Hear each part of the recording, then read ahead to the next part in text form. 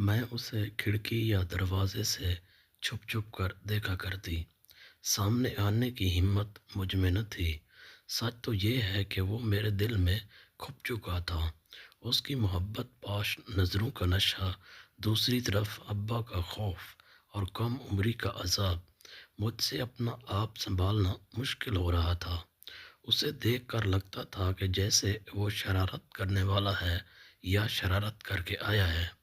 میں اس سے دور ہی رہنے کی کوشش کرتی، مگر وہ مجھ سے زو معنی بات کرنے کا کوئی موقع ہاتھ سے نہ جانے دیتا۔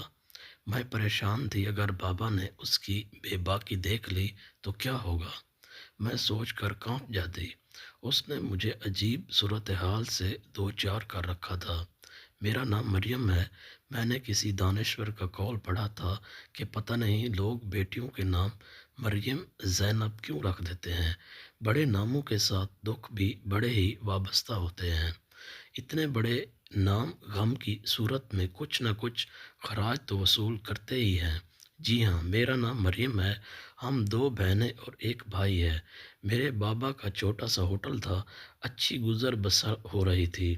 دن کچھ بچپن، کچھ جوانی کے تھے۔ زندگی مزے میں تھی۔ فاطمہ جو کہ میری چھوٹی بہن ہے، مجھے اس کو ستانے میں بڑا مزہ آتا تھا۔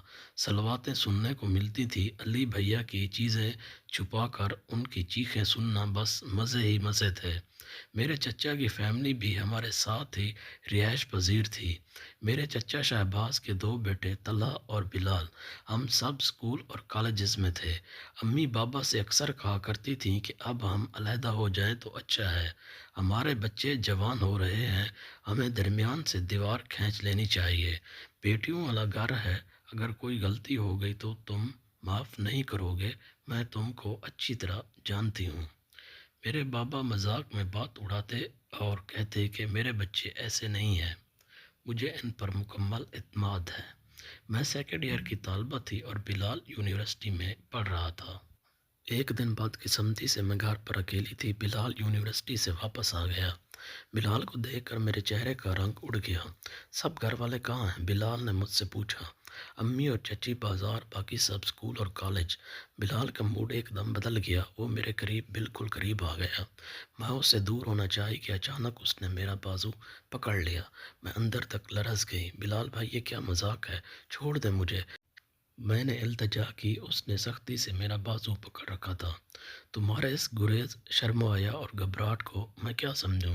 اگر تم مجھ سے شادی کے خواہش مند ہو تو بابا سے بات کرو، میں نے لرزتے ہوئے کہا۔ اس دن سے میری بدقسمتی کے دن شروع ہو گئے۔ اچانک بابا ہوٹل سے گھر آئے۔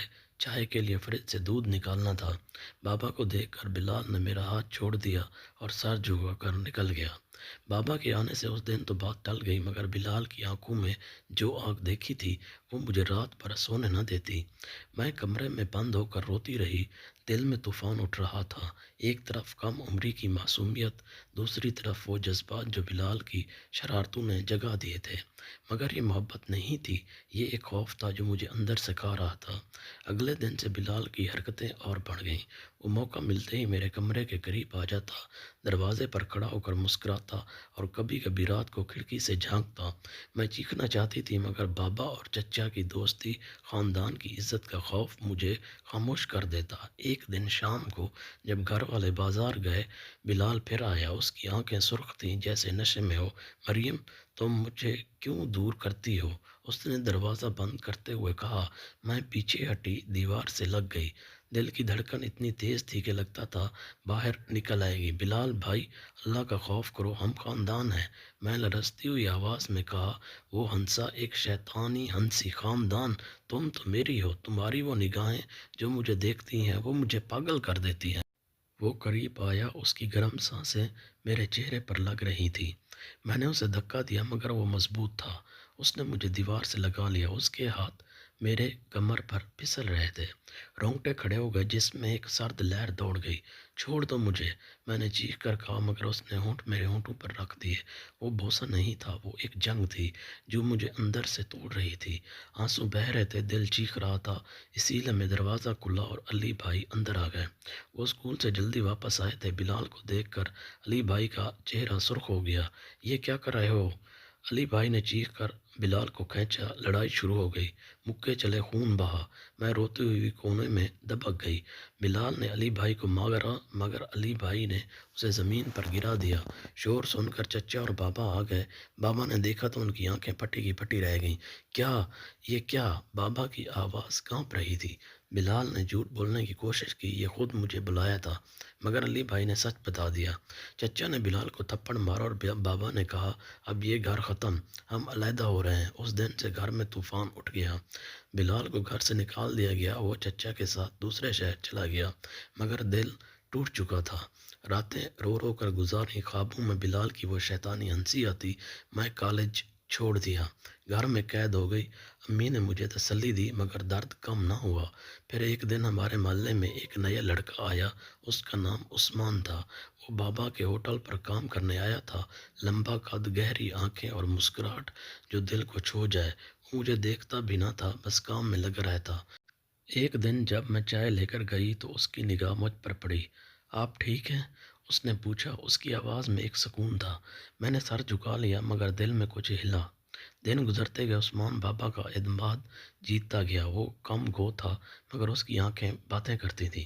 ایک شام جب بارش ہو رہی تھی، میں چھت پر کھڑی تھی، عثمان نیچے سے گزر رہا تھا، بارش میں بھیگ رہا تھا۔ اس نے اوپر دیکھا، ہماری نگاہیں ملیں، رونگٹے کھڑے ہو گئے جیسے بجلی گری ہو۔ وہ مسکرایا اور میں شرما گئی۔ اس دن سے ہماری خفیہ ملاقاتیں شروع ہوئیں۔ رات کو چھت پر کبھی خطوط سے عثمان کی باتیں پیار بھری تھیں۔ مریم، تمہاری آنکھوں میں درد ہے مگر میں اسے خوشی سے بھر دوں گا۔ وہ مجھے چھونے کی کوشش بھی نہ کرتا، بس آنکھوں سے پیار کرتا۔ مگر بلال واپس آیا۔ اس نے سنا کہ عثمان مجھ سے پسند ہے۔ ایک رات وہ گھر میں گھس آیا، ہاتھ میں چاقو۔ مریم میری ہے، وہ چیخا۔ میں کمرے میں تھی، دل کی دھڑکن رک گئی۔ عثمان ہوٹل سے لوٹ رہا تھا، وہ اندر آیا اور بلال پر جھپٹا۔ سنسنی خیز لڑائی شروع ہوئی، چاقو چلا، خون بہا، چیخیں گونجی۔ بلال نے عثمان کو زخمی کیا مگر عثمان نے اسے گرا دیا۔ بابا اور علی بھائی آ گئے، پولیس بلائی گئی، بلال گرفتار ہو گیا۔ عثمان زخمی تھا اسپتال میں۔ میں روتی ہوئی اس کے پاس پہنچی، اس کا ہاتھ پکڑا۔ عثمان، تم نے میری جان بچائی۔ اس نے مسکرا کر کہا مریم، تم میری جان ہو۔ اس رات اسپتال میں جب ڈاکٹر چلے گئے، عثمان نے مجھے قریب بلایا، اس کی آنکھیں پیار سے بھری تھیں۔ مریم، مجھ سے شادی کرو گی؟ میں نے آنسو بہاتے ہوئے ہاں کہا۔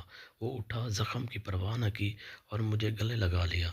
اس کی گرم سانسیں، اس کی مضبوط بازو میں کھو گئی۔